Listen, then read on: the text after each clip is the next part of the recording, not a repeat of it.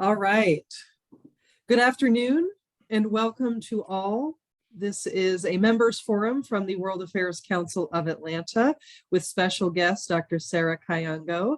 My name is Ricky Bevington. I am president of the World Affairs Council of Atlanta. Hopefully you all know me by now. I'm about 70 days into my tenure as president, and these member forums have been so enriching for me as I get started working with the World Affairs Council, and we're so grateful to have Louis arranging today's as well as the steering committee for the members forum.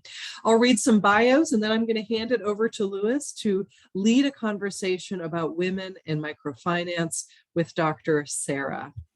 Dr. Louis Grabowski is the director of the Executive Doctorate in Business Administration program at the Robinson College of Business at Georgia State University. His research interests and publications are in the areas of decision-making, organizational development, and nonprofit management. Before joining Georgia State 6 years ago, Dr. Grabowski was with the Kennesaw State University Foundation and served for over 25 years as an executive and partner in a real estate firm developing commercial properties throughout the Southeast. He received his doctorate in business administration from Georgia State University, holds an MBA from University of California, Berkeley, and a BA from Stanford University in international relations. He and his family have lived in Atlanta for over 30 years. And Dr. Sarah Kayango is a development economist with a versatile career spanning 20 years in the NGO and private sectors, and a successful track record of leading cross-functional teams in the USA, Africa, and Latin America, designing, implementing, monitoring, and evaluating programs that improve the economic livelihoods of the poor, especially women in low-income countries. Dr. Sarah is a subject matter expert in financial inclusion with a focus on innovation in digital finance, agriculture finance, and health finance. Perhaps she is better known as an entrepreneur who, with Derek Kayango, co-founder of Global Soap, a 2011 CNN Hero recipient. Global Soap was founded on the concept of collecting used soap from US hotels, recycling it into new bars of soap, and distributing it to vulnerable populations in low-income countries who live on less than $1 a day. Thanks to you both for being here, and I will hand it over to Louis. Thank you, Ricky. Wow, some of that was even true. I appreciate it very much. And Sarah, thank you for coming today.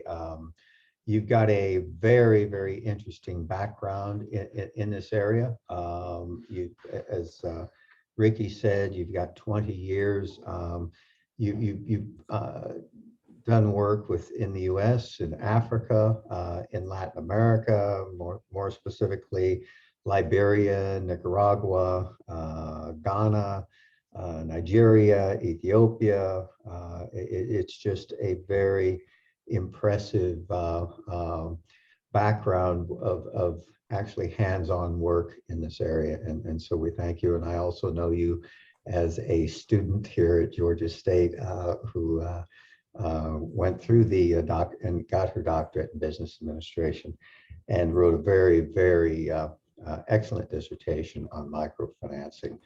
By the way, Sarah's dissertation is available online. It's available on the GSU DBA website at dba.gsu.edu. You just go to the research tab, click dissertations, and go on down to Sarah's dissertation if you're interested in some real detail on this subject. So having said all that, Sarah, what I'd like to do first is tell us a little bit about how you got inspired to get into this 20 years ago before we began actually discussing microfinancing. Yeah, thank you, Louis, and thank you everyone for having me. It's really exciting to be back at the World Affairs Council of Atlanta and to be speaking back at Georgia State. So I guess I would go into a little bit of my background and where I come from originally and how I got to really pursue an interest in economic development and kind of a journey. So I'm originally from Uganda. I was born and raised there. My dad he's now retired. He's a retired professor of social research, and he actually went to school at UC Berkeley, like you, Louis. He did his PhD there in the 70s, so probably different times. So growing up, and he was a professor and head of department at Makerere University, which is one of the largest institutions of higher learning in Africa and in Uganda. And so growing up, I was introduced to research. He conducted a lot of studies for donors, USAID and NGOs. And by the way, growing up in Uganda, there were many times of civil war. So a lot of the research was, post-war development. So he employed a lot of us. We're a big family, about 8 of us. And I think each one of us at one point served as a research assistant, collecting data and going out on studies in the field. And now that I'm a researcher, I know that he was doing ethnographies at some point. So that really exposed me not only to research, but also to understanding how actually people, men and women and poor households go about their living and their livelihoods. And it was very tough to see. But also my mom, on the other hand, was not just an ordinary stay-home mom. She was very smart. When we finished college, well, not finished college, when the last born in the family went to college, she decided to go back to school and pursue her BA and her master's degree. And then by the time she retired, she worked with a large NGO called World Vision. So that really exposed me to development work and also research. Oh, very good, very good. Well, thank you for that. It's an inspiring background. Let's just jump right into the subject here. I think microfinancing is a big general term. If you could define that and then define it in the larger area of financial inclusion, and talk a little bit about that, and perhaps the topic is it harmful or helpful, Yeah. and address that as well. Sure. So microfinance, well, before I get to microfinance, financial inclusion has been defined, and I'll use the World Bank definition. It is basically just simply the availability and equality of opportunities to access financial services. And there are many ways of accessing, there are many approaches and tools that have been advanced, and blockchain is one of them. Biometric data is one of them, crowdfunding is one of them, and microfinance is one of them. But microfinance is very special because it is an approach that has been proven to work for people, men and women in low-income countries who lack access to any form of financial, institution, like an account. So basically, that's what microfinance is. And if you're all familiar with a gentleman called Professor Muhammad Yunus, he's from Bangladesh. He really, in the 1980s and 90s, he popularized it by going back, Harvard grad, went back home to Bangladesh and realized that there were all these farmers, poor farmers, who had no access, who could not access loans from the bank. And from there, he created a movement called the Grameen Bank. And Grameen just simply means village banking. So that's why microfinance is very, very important when it comes to financial inclusion for people in low-income countries. And what exactly is it? what exactly? Okay, so the way it works is it's a process where lenders, usually microfinance institutions, come up, give small loans. It's a very tedious process, small loans to people who are at high interest. Now, I think that's kind of the unfortunate thing. The interest rates are usually high, except where the environment, the financial environment regulates, the rates. So these microfinance institutions usually work with donors, and some are sponsored by governments, but for the most part, they are standalone. And so the danger is, as you can imagine, is for these institutions not to be regulated and for them to charge very high interest rates to very poor people who cannot afford to pay back.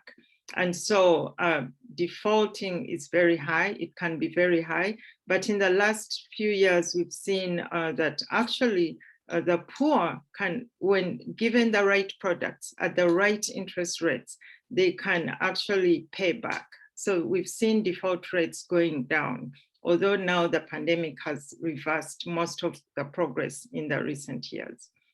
Well, when you say high interest rates, it sounds not good. It sounds like they're almost being charged usurious rates. So what are the helpful, what statistics are there to prove that microfinancing is helpful? And then what are the other criticisms of microfinancing? So I'll first, I'll answer the first part of the question, and which really goes into my research, and having worked with Grameen Foundation, which is a renowned NGO that works with microfinance institutions all over the world to provide, small loans and savings for people who cannot, especially women. So we found that at Grameen, the only way to create a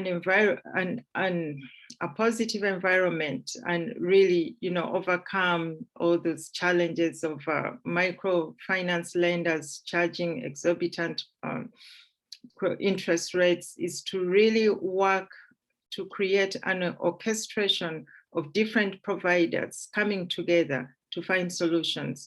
And I'll give you an example, especially in markets in East Africa, where microfinance, there's a microfinance revolution. And in Kenya and Uganda, there's innovation happening. And Grameen, first of all, was able to identify that, yes, there are so many women-headed households who need microfinance, but they live in rural areas. And so field workers and even financial agents could not reach them. So the issue of last mile and access, that was number one. And then the other one was there were no tools to reach them, in terms of innovation in the digital sector. So they were able to get funding. This is Grameen, together with USAID in Kenya. They also worked with M-Pesa, which is a microfinance. No, M-Pesa is actually a digital, they're in the fintech industry. And then they also worked with telecommunications. So you can see an orchestration of different players, the financial industry, digitech, telecom, and government and donors to design a mobile money wallet. It's called Kilimo, and Kilimo in Swahili means agriculture, or for farmers. So they were able to design a mobile money wallet like Kilimo to then allow all these farmers who are spread out in rural areas to access this, this app. Kilimo is actually an app. So this app gives them the ability to have a mobile money wallet. So they could save, they could transact businesses, they could transfer money from one person to another. So those are the kind of innovations that organizations like Grameen are taking and being able to see an impact. And, from that's only one example and only in one country. And I think they were able to reach over 200 savings groups. And when I talk about savings groups, these are groups of hundreds of women who come together and save and, lend money to each other. So that is really a good example of creating linkages and innovation and scaling microfinance. So it sounds like to be successful, these microfinancing have to be in concert with other programs, dealing with access and dealing with financial literacy and dealing with literacy itself and so on, meaning other possible causes of poverty as well. Would that be a fair statement? Yeah, absolutely. In fact, financial literacy is actually at the cornerstone of what organizations like Grameen do, because you cannot really have an impact if the end users, the people you're working with, are not literate. And I think that the financial illiteracy then actually is the cause of all the unethical practices in the sector. Yeah. And one of the reasons we had this particular and have invited you, and you've been very kind to come, is because of the role of women in microfinancing. As the marketing blurb said, there are 1.6 billion people without access to financial markets or capital, but 70% of those are women. So could you address why there's an emphasis on women and why not men, and what are the reasons for that, and answer that question? Yeah, sure. So as a humanitarian development professional, and by the way, I started my career at CARE, which is based in Atlanta. And CARE is one of those organizations that really saw and really was at the forefront of focusing on women. And the reason we focus on women is because poverty, the issue of poverty is very multifaceted. And women and children are very vulnerable. And when we try to come up with approaches to reducing poverty, we're really trying to talk about equity, creating opportunities for equity.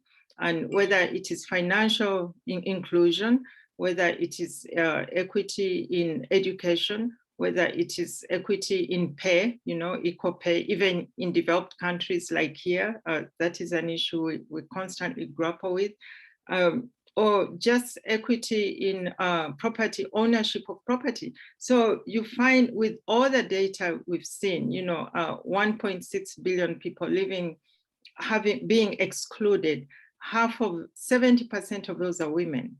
And when you look at the data from the World Bank and the UN and the Sustainable Development Goals, it's showing us the same, pointing to the same fact that of the billions that lack access to education, 70% again are women. So for us, we find that focusing on the most vulnerable population, women and children, allows us to gain a level of equity. So yeah, I think that was the first part of your question, right? Yes. Okay. But, go ahead. I'm sorry. Okay. So then why not men? I think you asked that. Why not men? So when we talk about women, we're talking about women and their households. And because we found that women in low-income countries, in Uganda, where I come from, they bear the household burdens.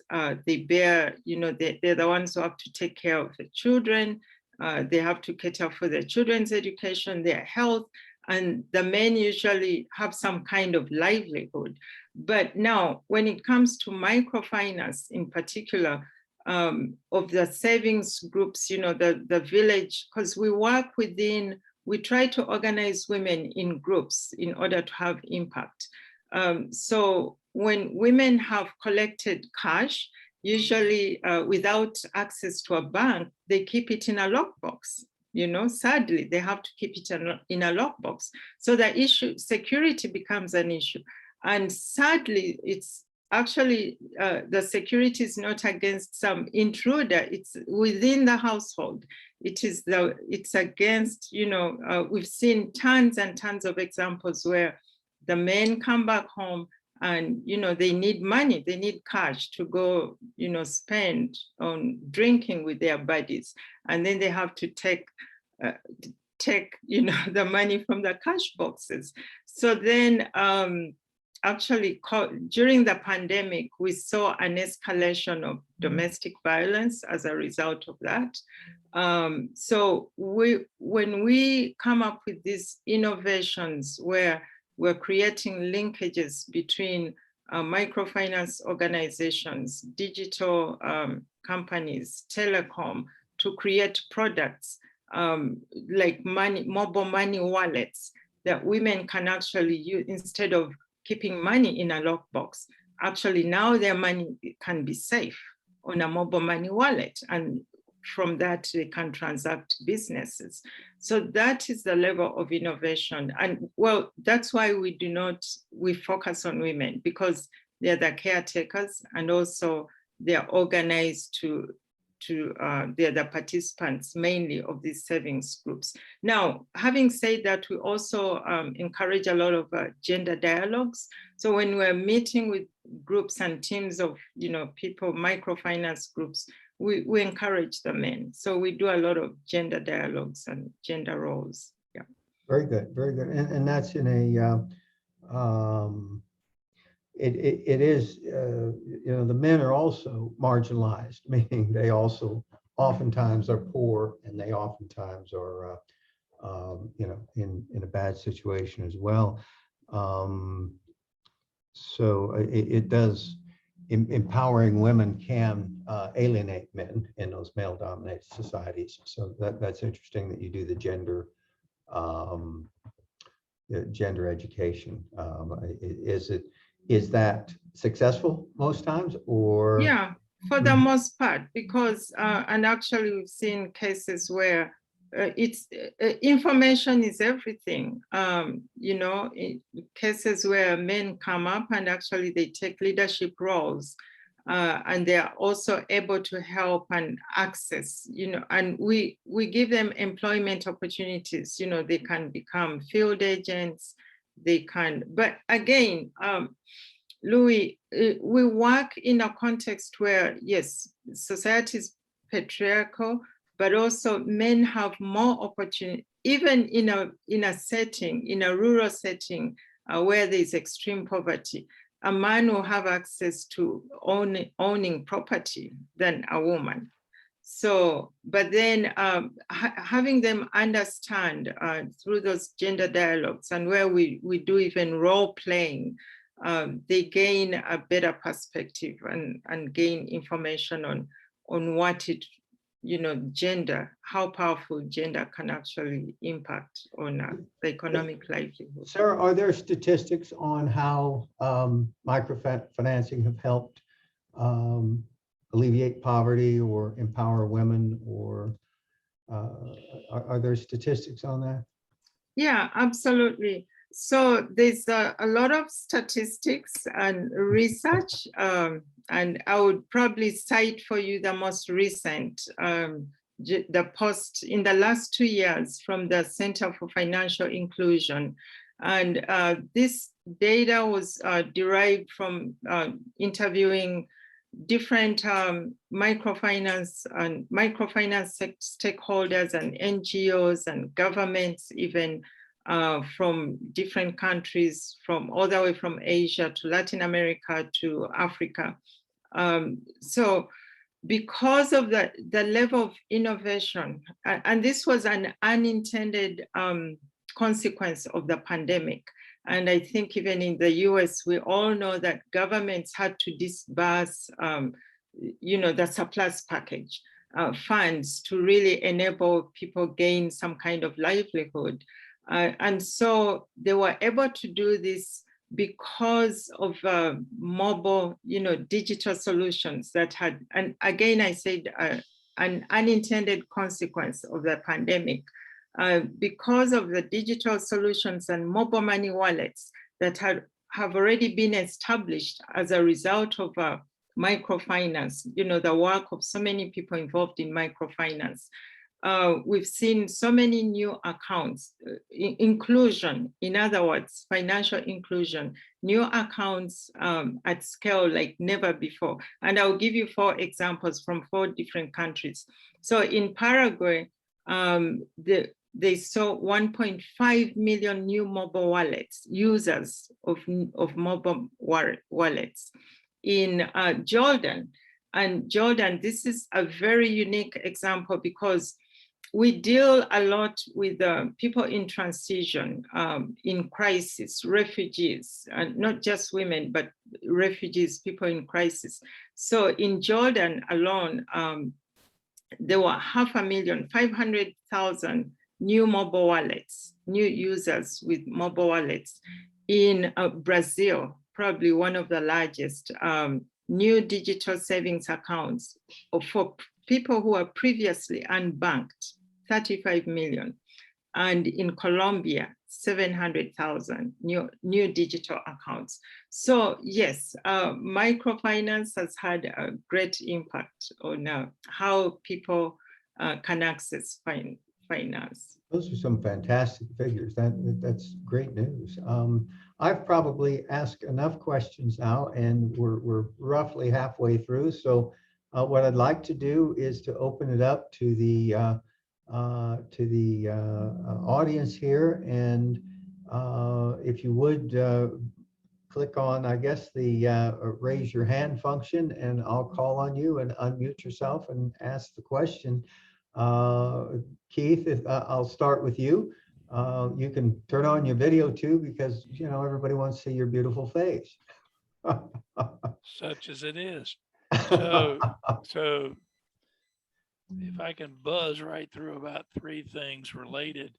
First of all, what products are produced?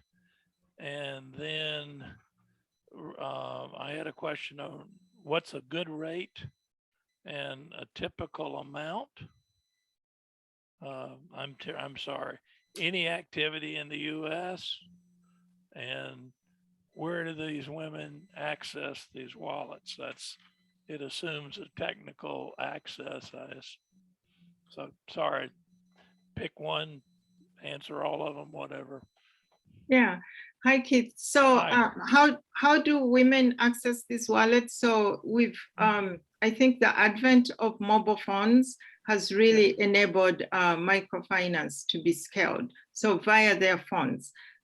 Typical amounts, usually, so as I said, we organize women in groups. And I think CARE International is one of those founders of microfinance, and they work through village savings and loan associations. So usually a group of 100 women can access a loan of roughly, probably 2,000. And that is a very small amount. But then when you consider their economic livelihood, they're trying to probably purchase goods or purchase supplies that they can sell in the market. So, and then interest rates, those vary. I can only actually right now speak only of US interest rates. Those vary by country. And I think financial regulation is really one of the key things we lobby and push for every country to have, because without regulation, microfinance institutions can charge anything. Then I think the other question was, yeah, I think I've answered all your questions. I'm going to add. So in the US, we do some work among the inner. I know that Grameen just started recently to do some work in the inner cities of the Northeast and also in the Southeast. So we're beginning to do some work. I'll let you get a commercial as to how we can give money. A commercial, how? Where can we give money to do $2,000 for 100 people? Oh, okay. So there are many ways. And I think I was gonna, I missed this. Thank you for bringing this up. So there are many ways to invest and have an impact and help women access small loans. And there's an organization, well, called CARE. You can call CARE because they do a very good job through VSLS. Grameen Foundation, called Grameen Foundation. They're based in Washington, DC. And then they're because these organizations, what they do is actually collect this money and then invest in impact investments. Sure. Because impact investments allows them to get some yields and then lend, you know. So yeah, those are some of the ways. Thank you. Yeah. If you'll, Lou, maybe get those addresses and numbers or Sure. one of the Sure, ladies. Yeah, Keith, we can send those out afterward. That's That'd great. be great. Thanks. Thank you. Mm-hmm. Other questions? Thank you, Keith. Al, I'm looking through the list here. I think Al had his, Al? yeah. Al? Yeah, How are hi. How are you today, Mr. Al? Very good. How are you? Good. Good. Yeah, good to see you, Sarah. Louis, Nice and to see Sergio you. and all. Yeah. Yeah. Yeah. So when you offer this loan, is it always to individuals or is it sometimes to the community, like pooled type of borrowing? Yeah. I'm saying this because I know that the environment over there sometimes is kind of communal more than individualistic. Yeah, very good question. So because of course the poor don't have collateral. So it is very hard for a single person to take a single loan and it will be so small. One of the challenges of microfinance is that the transactions are so, they're manual and the amounts are so small and so it can be tedious. So we give group, it works better through group loans. And actually that was the primary foundation of it was group lending. So then women or men or community, they're able to leverage, you know, whatever they have, whether it's their land as collateral in a group. And then they have this group liability to pay back.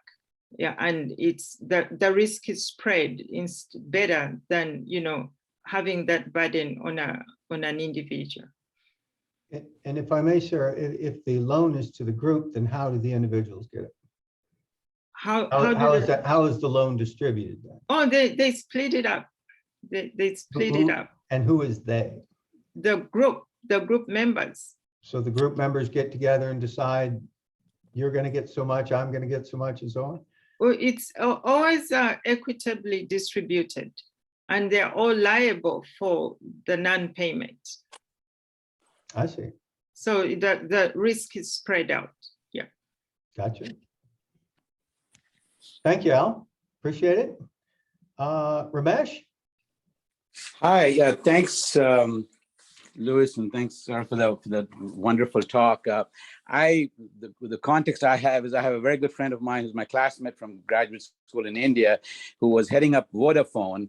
And he, when I last talked to him, told me that Vodafone is one of the biggest banks in Africa because they do the unbanked. And from what I remember, it was mostly directly individual. So that basically somebody would buy vegetables for, you know, what they need for 1 week, mark it up, sell it, and in 3 weeks, 4 weeks, make up the profits enough to, you know, the micro loan that they took. And my question to you is, do you see that individual loan that is going now using the mobile system? And what he mentioned was that, you know, because in countries like Africa, in the continent of Africa or in Asia, where, you know, individuals use small little kiosks for recharging their, their phone, Yeah. pre-charge. Those people have money that people are giving them to charge their phone, so they act like an ATM, because those centers are there. And so literally individual level is what he was telling me, and I was very impressed. So my question to you is, do you see both the individual and the group lending both growing, or do you seeing more one versus the other, since the technology is making it more, the ability to do it at the individual level is improved with the mobile phones? Yeah, great question. So yes, I think technology has enabled microfinance institutions to disburse money directly to individuals via their phones through the mobile money wallets. And it's supposed to be a progression. So as individuals become richer, they can now afford to take individual loans. But when we're talking about extreme poverty, and we're still talking about, at the household level where women and their households are still, below the poverty level and they don't have enough collateral, then the group, so both will continue to pre-exist until we see a good progression of people being lifted out of extreme poverty and migrating to the next level of economic, sustainable livelihood. And I think that's the one you're mentioning. Similar in India, we're seeing that. In Latin America, there are excellent examples in Bolivia, where people went entire villages from, just taking out group loans to building a banks. There's a bank called Banco Sol.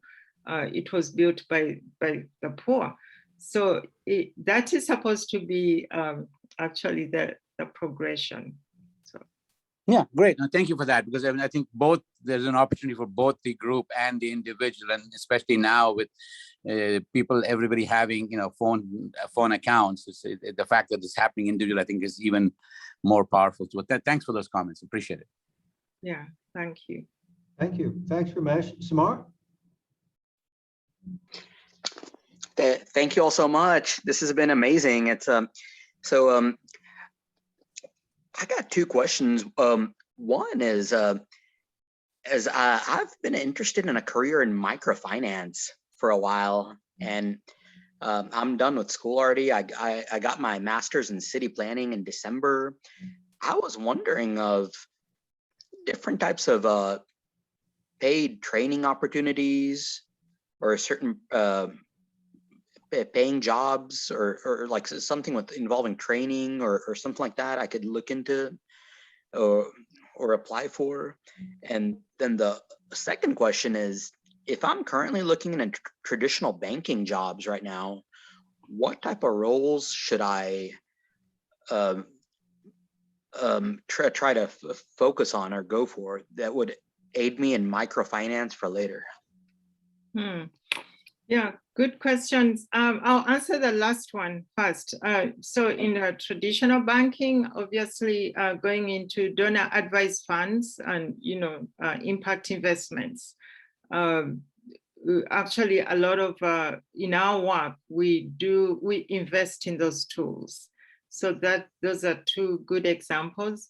And then if you want to go into microfinancing directly, then you have an option to join the humanitarian development sector and work, in those departments and gain experience and just get to know how the process works. And yeah, but most of these jobs would probably be in the field if you really want to go into microfinance.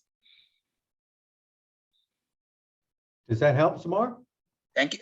Oh yeah, it sure does. I really like it. With the second question, when the second answer you provided, when you said a humanitarian field, so for years I've been trying to network with people, and there's some organizations I like, but yeah, I was wondering from you specifically, are there any specific programs like I could target that? Yeah, the economic development departments within the NGO sector. So do you live in Atlanta? I sure do. Right now I am. Care International has, one of the most solid and very successful microfinance and economic development program. Thank you. Is there a specific person you recommend I try to connect with at CARE? I'll share with Louis knows, our classmate who share with you a name. Thank you so much. Yeah. Thank you so much, Miss Sarah. Really appreciate it. Very good. You're Thank you, Samar. Other questions? Thank you, Mr. Lewis. Yeah. I have one, Sarah, as a follow-up to Ramesh's question. You mentioned that these are poor people with no collateral, okay? So if they default on the loan, in the US, of course, you go after the collateral or you sue them, and try to get a lien of some sort. What do you do with a microfinance loan when they default? Yeah. So the collateral, okay. So little to no collateral means the only thing probably they have is their little piece of land. And it's very risky for that to be the collateral. And we've seen cases actually in India, recent cases where microfinance institutions were very aggressive with trying to get their money back. And in this particular village, I think it's called SKS, they were in the news. And in this particular village, people had to commit suicide because there was no way out. They had they had nothing else. And it was, I think, during the pandemic. In the US, we're very fortunate. We have the feds who control interest rates, and then they also control collectors. And I think in the pandemic, we all witnessed that my mortgage bankers could not impose, mortgages on people who are not working. So the environment has to be enabling for microfinance to be successful. I see. And let me ask you this question it's a general one, no right answer, and it may be a difficult one to answer, but we're talking about empowering women through through financial inclusion, through microfinancing. Does economic empowerment lead to social empowerment, or do you have to have social empowerment first to truly have economic empowerment? That's very tricky to answer. I don't know which one goes before the other, but economic empowerment is very, very important. And we're talking about financial inclusion, but it also includes in order to be included, you also have to be financially literate. And so education is key. At the foundation of this is education. And education then opens up options for women to engage in different activities and also to have access. They're able to have jobs, and then they can have access to finance. And then I think socially, they also become empowered as a result. I think social empowerment is almost an outcome of economic, to me. Is one is an input, and the process through which can lead to the outcome of being socially empowered. I see. And do you have an example, of a specific woman or village or whatever that you can share with us with regard to one that worked and one that didn't, maybe? One that worked and one that... Meaning one program perhaps with Grameen that really helped the village and so on and so forth. Yeah. And perhaps one that did not. Yeah, so Grameen's work in Asia, India, and in the Philippines, where they've worked with the village agents. So they get, and I think Ramesh is the one who mentioned, women who run small businesses. So those are kind of outside the poverty level because they've gained a level of economic empowerment and they're also literate. So then we use those women who probably run kiosks and telecommunication companies in these countries. Actually, the way they work is they have different people who are vendors. Actually, these are vendors. So vendors for telecom become women. We use those women. We train them at Grameen on financial literacy. And then in turn, they go out to the villages and train. In India, they call them mitras, village mitras. So they train other women on, just basic financial literacy. And in India specifically, we've seen millions of women in one state, I think Uttar Pradesh, come out of different levels. So poverty has layers. There's extreme poverty and then poverty. So they're coming out of extreme poverty to becoming entrepreneurs because they are empowered financially, they're literate, they can balance their books, they know how to access finance, they know what to do with a loan, and they are hardworking, there's no doubt about that. They will work hard. And I think research and data has shown that when people are financially included, the household income increases, and we also see education levels for their children improving and health. So I think back to answering your question, does economic empowerment and social, I think the two are very intertwined, and one becomes a great outcome of the other. Very good. And the most of these countries, or many of these countries, are politically unstable, and so how does Grameen and other organizations deal with the the conflicts and the political instability and the corruption and all that? How do they work around that, or how do they manage to be successful in those environments? Yeah, so Grameen is able to succeed, and I think my research really enabled me to learn this and apply it. And I'll give you an example. When I finished my doctorate, the first job I got was as country director for an NGO in Nigeria, and I was working remotely.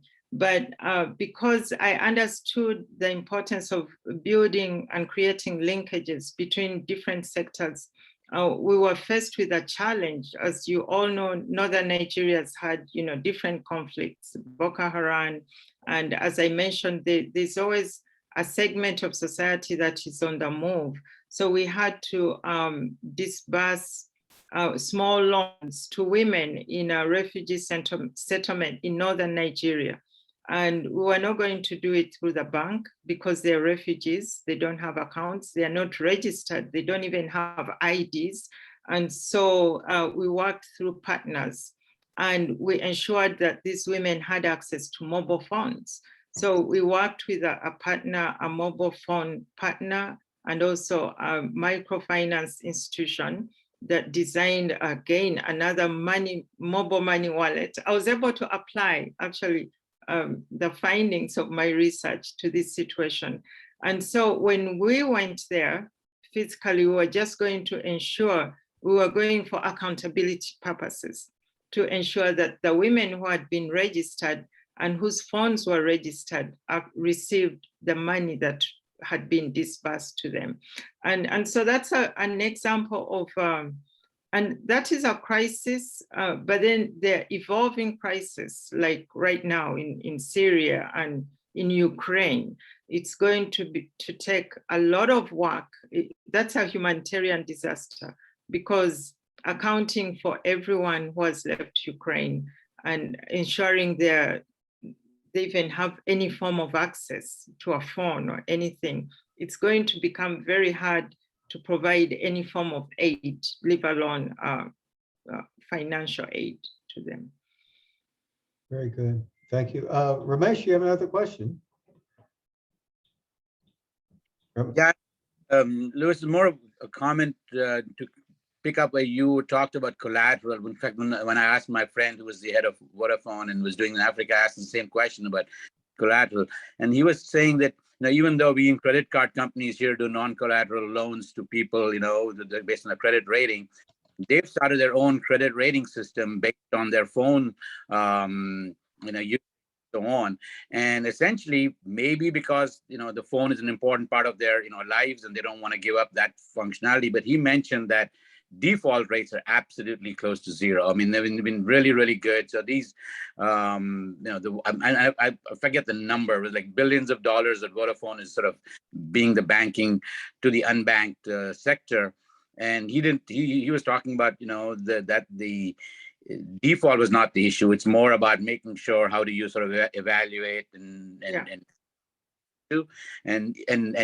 they were doing that at the individual level. So to what Sarah's point was doing at the group level, then you build that joint accountability.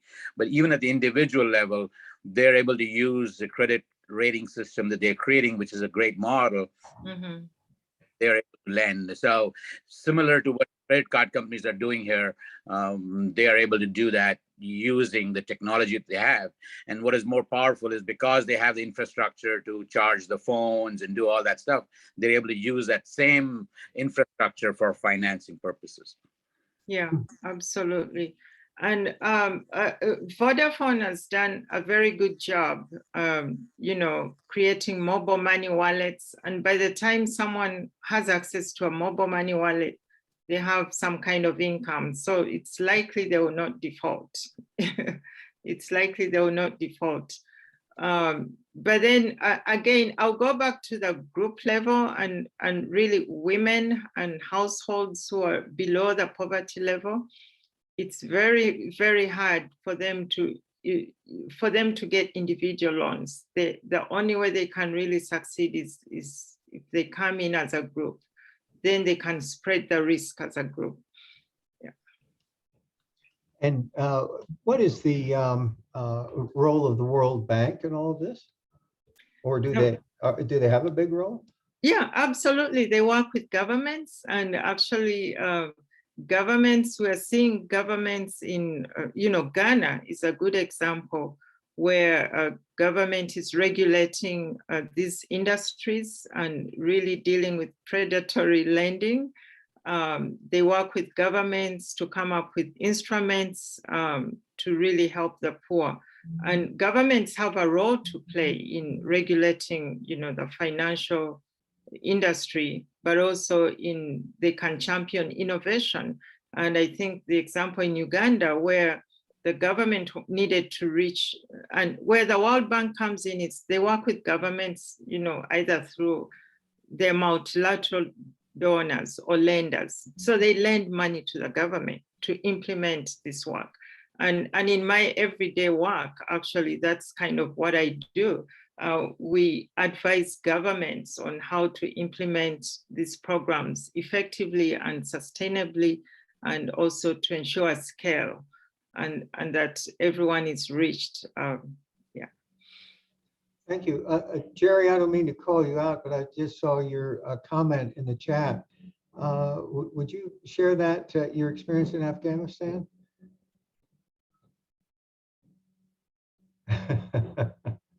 Apparently Jerry's not listening. God forbid. Well, any last questions before I ask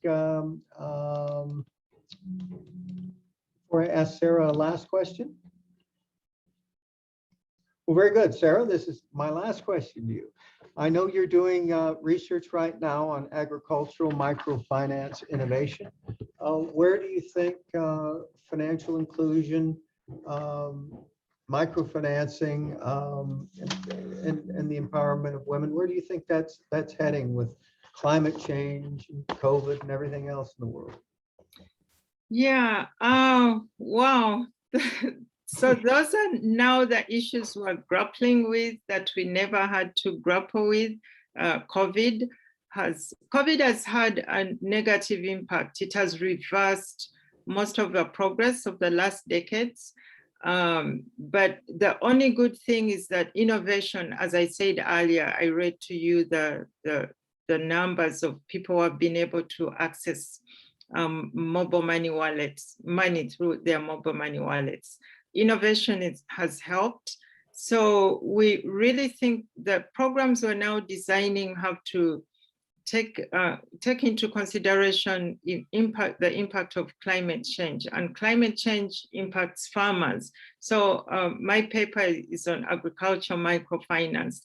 The key problem with that farmers are facing, and that the problems that are causing food insecurity, is climate change.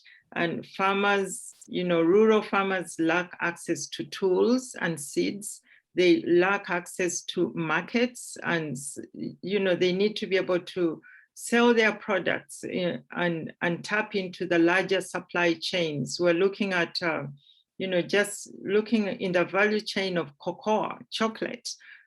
We have farmers from Ghana to Colombia to Indonesia who are small farmers, and they're not able to access the larger cocoa market. So we have actually at Grameen, they were able to work with Mars, which is one of the largest, I guess, candy manufacturers, to come up with a product, to design an app that will kind of what Ramesh mentioned. How do you create a credit scoring tool for poor farmers? Well, actually, farmers are at an advantage because as a group, there's innovation that Grameen is coming up with a very cloud-based technology and using even drones to look at the farmer, look at their total output, and even be able to forecast what the production will be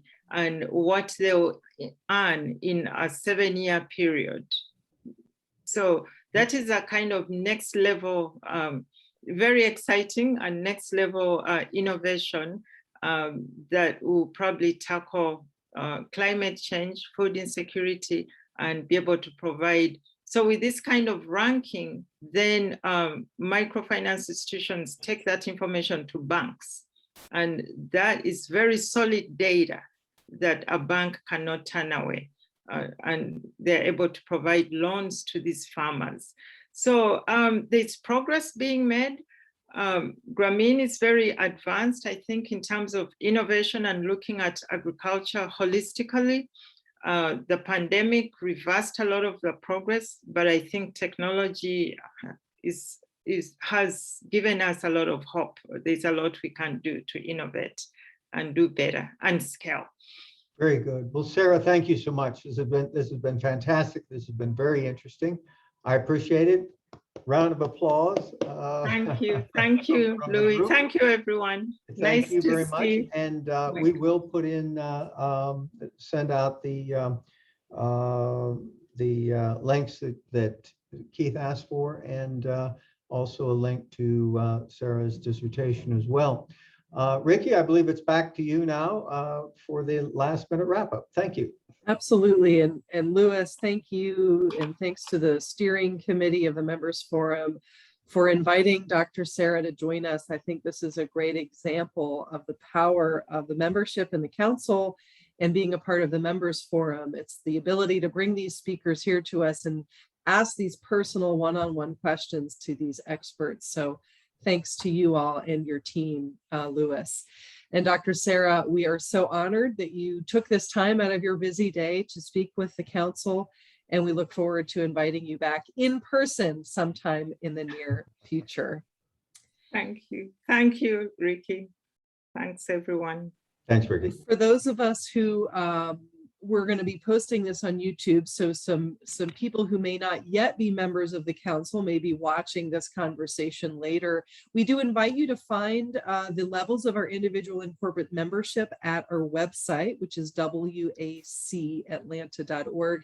And that's also where you can sign up for our newsletter. That's where we announce all of our exciting upcoming events. Next week, a week from today at noon virtually, we're going to have a conversation with Idris Kaloun, who's the Washington correspondent for The Economist. We're going to be talking to Idris about Washington's response to events in Ukraine. We'll also be touching on election laws and changes to state level election laws and how the midterms and future elections will be impacted. So a lot to talk to Idris about. Please join us. That's a free public event, Tuesday, March 22nd at noon. On Monday, April 4th, we're partnering with the Atlanta History Center to hold a virtual event on the history of Russia and Ukraine. Please join us. That's Monday, April 4th at noon. That's virtual as well. On Tuesday, April 12th, we have a Young Leaders event with the Atlanta Jewish Committee. And mark your calendars, a very special in-person event on Thursday, April 21st.